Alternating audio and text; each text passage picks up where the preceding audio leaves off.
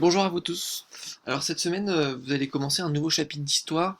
Vous allez voir, on va finir finalement le thème commencé avec justement la guerre froide, hein, les relations politiques qui existent dans le monde, hein, depuis la fin de la Seconde Guerre mondiale jusqu'à aujourd'hui. Et donc là, on va aborder la dernière partie, c'est-à-dire en gros de la fin de la guerre froide jusqu'à aujourd'hui. Le titre du chapitre s'appelle Enjeux et conflits dans le monde après 1989.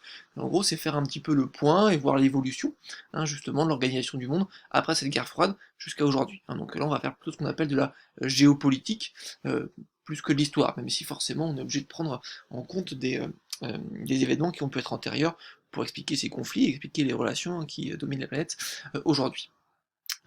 Alors, pour commencer, pour introduire ce chapitre, je veux vous montrer trois cartes. Deux cartes pour finalement amener ma problématique, et puis une troisième carte pour essayer de situer finalement le contexte historique, à la fin des années 80. Cette carte-là, vous l'avez déjà vue, hein, c'est la carte du monde pendant la guerre froide, hein, vous vous souvenez, un monde qui est divisé en deux, ou en trois, hein, on l'a vu avec le chapitre précédent sur la décolonisation, mais en deux parce qu'il y a le bloc de l'Ouest et le bloc de l'Est qui s'affrontent, hein, entre justement cette période de 1947 jusqu'à la chute de l'URSS en 1991, et puis donc ce troisième monde qui apparaît, hein, le tiers-monde, issu de la décolonisation, hein, principalement donc des territoires qui étaient sous possession britannique ou française, et dans une moindre mesure belge, portugaise, espagnole, allemande, etc. Hein, mais donc voilà, cette décolonisation amène la naissance de ce tiers-monde. Mais pour faire simple, vous vous souvenez que, en gros, le monde, pendant les années 1947-1990, il est assez simple. Soit ce sont des pays qui sont rattachés au bloc soviétique, ce sont des pays qui sont rattachés au bloc dirigé par les Américains, et puis justement ce tiers-monde qui se prétend indépendant, finalement, est quand même beaucoup influencé par un côté ou par l'autre. Hein, voilà, c'est des relations qui sont assez simples, soit on appartient à un bloc, soit on appartient à l'autre, et puis des conflits, hein, qui existent justement, hein, dans ces lieux tampons, hein, Cuba, Berlin, la Corée, hein, qui opposent toujours finalement un pays allié à un des deux blocs face justement à un autre pays allié à l'autre bloc. Hein, c'est un petit peu comme ça que ça fonctionne, et du coup les relations elles sont assez simples. Cette deuxième carte que je vous propose, c'est le monde depuis la fin de la guerre froide. Et donc vous voyez toutes ces petites étoiles qui sont apparues, donc qu'elles soient en rouge ou en orange, c'est finalement tous les lieux dans lesquels il y a pu y avoir, hein, des conflits, des attentats, des zones finalement qui sont instables. Et vous voyez que, hein, depuis, hein, la fin de la guerre froide, dans la carte précédente, elle représente une période de plus de 40 ans, hein, cette carte elle représente une période de seulement entre guillemets 30 ans, hein, vous avez une recrudescence des conflits en Afrique, en Europe, en Asie, en Amérique centrale. Hein, voilà, hein, des conflits qui sont de plus en plus nombreux, et qui montrent finalement que le monde a bien changé depuis la fin de la guerre froide, et que les relations internationales ont également bien changé. Et la question à laquelle on se pose, c'est en quoi ces conflits, en quoi cette recrudescence de ces conflits, en quoi, hein, le fait qu'il y ait de plus en plus de conflits, ça a pu changer, hein, les organisations mondiales, et surtout comment ça traduit, hein, ces changements d'organisation mondiale. Hein, pourquoi est-ce qu'il y a autant de conflits, et pourquoi cette multiplication des conflits explique justement, nous explique que le monde a bien changé et que ces relations ont bien changé à travers le temps. Donc voilà, cette carte on y reviendra évidemment à la fin du chapitre, hein, pour un petit peu mieux l'expliquer et un petit peu mieux la lire, mais c'était en tout cas ces informations que je voulais vous montrer.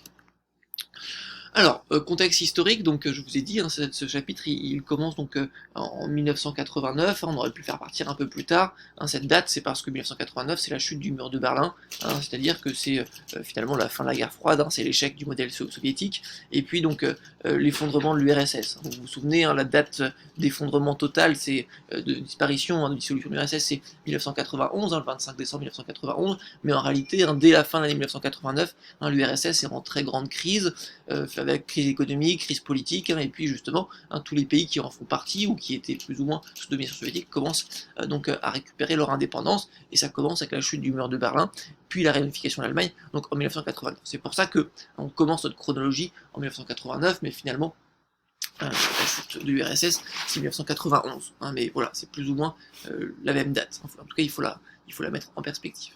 Donc voilà, ça c'est le monde en 1989, 1990, 1991, peu importe. Hein, donc voilà, c'est un monde finalement qui n'est plus constitué de qu'un seul bloc, hein, le bloc finalement de l'OTAN, hein, le pacte de Varsovie a disparu, l'URSS a disparu, et donc on va avoir évidemment au centre de ce monde, donc les États-Unis, qui sont à la tête de cette alliance. Donc c'est un monde qui finalement est assez simple, on ne voit plus forcément de force d'opposition. On a cette alliance militaire dominée par les États-Unis qui plus ou moins domine le monde. Donc ça c'est l'aspect sur lequel on va pouvoir discuter donc dans notre première partie, et vous voyez que au sein donc de cette alliance, on a toujours ces bases militaires, ce sont donc ces petites étoiles bleues et blanches qui sont éparpillées sur toute la planète.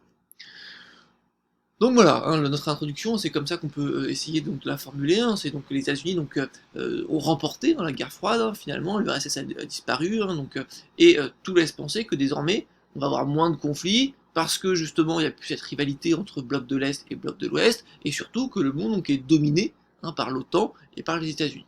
Cependant, on vient de le voir avec la carte qu'on a vue précédemment, il y a quand même une montée des conflits, une montée de nouveaux pays, qui prend une importance de plus en plus grande, la Russie qui va se réaffirmer, la Chine, l'Inde, le Brésil, etc.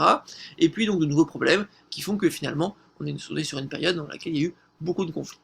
Donc nous, notre problématique, la question à laquelle on va essayer de répondre, c'est donc la suivante: comment les conflits reflètent-ils les transformations du monde. Tout ça, l'introduction, la problématique, de votre chapitre, je vous laisse évidemment la prendre et la noter dans votre cahier.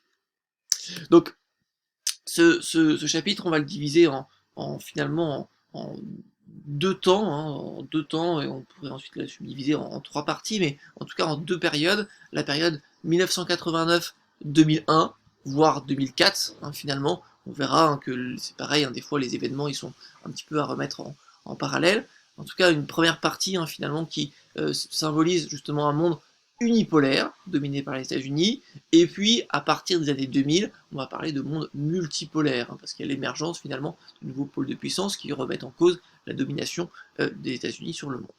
Et donc pour commencer cette première partie, sur justement un monde unipolaire, on va travailler sur l'exemple d'une guerre, ce qu'on appelle la guerre du Golfe, qui a eu lieu donc à la fin de l'année 1990, au début de l'année 1991. Donc je vais vous en parler un petit peu pour que vous compreniez un petit peu comment ça se passe.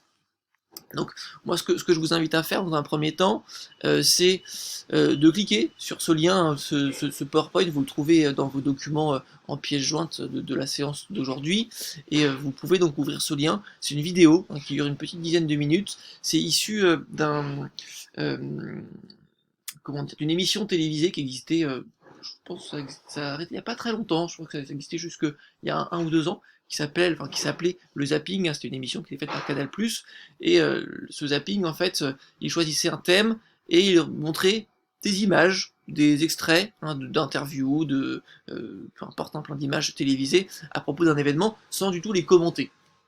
Et du coup là, ce zapping que vous trouvez en suivant ce lien, c'est justement le zapping de cette guerre du Golfe. Donc évidemment, vous allez avoir plein d'images qui vont être présentées, qui abordent finalement beaucoup d'aspects autour de cette guerre du Golfe. Vous allez voir, ça peut être des gens qui donnent leur avis, ça peut être justement l'opinion publique, ça peut être des bombardements, vous allez voir, c'est plein d'images qui sont différentes. Certainement que vous n'allez pas forcément tout comprendre, c'est normal, parce que vous ne connaissez pas l'événement, mais ensuite, je vais vous l'expliquer bien sûr, et ça va donner du sens finalement aux images que vous allez pouvoir voir. Donc je vous conseille plutôt de commencer par regarder ce zapping plutôt que de regarder à la fin.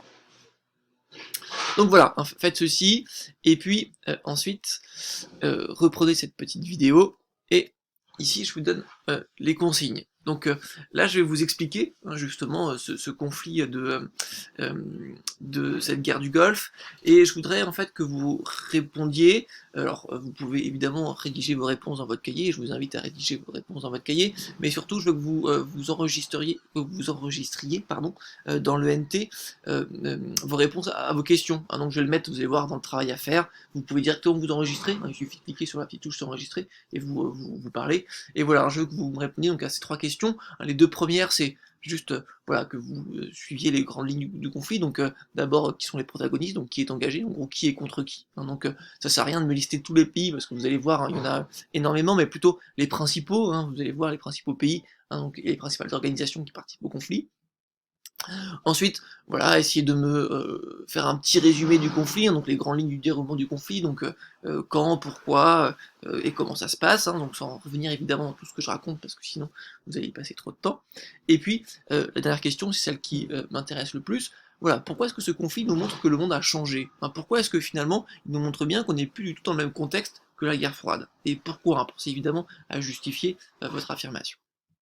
Donc voilà, hein, pensez bien donc à garder ces 3 questions en tête pendant l'exposé que je vais vous faire par la suite, pour pouvoir y répondre, hein. Je vous les ai également écrites dans le contenu de la séance, hein, pour que vous puissiez les voir et les lire à l'écrit pendant que je vous passe la suite.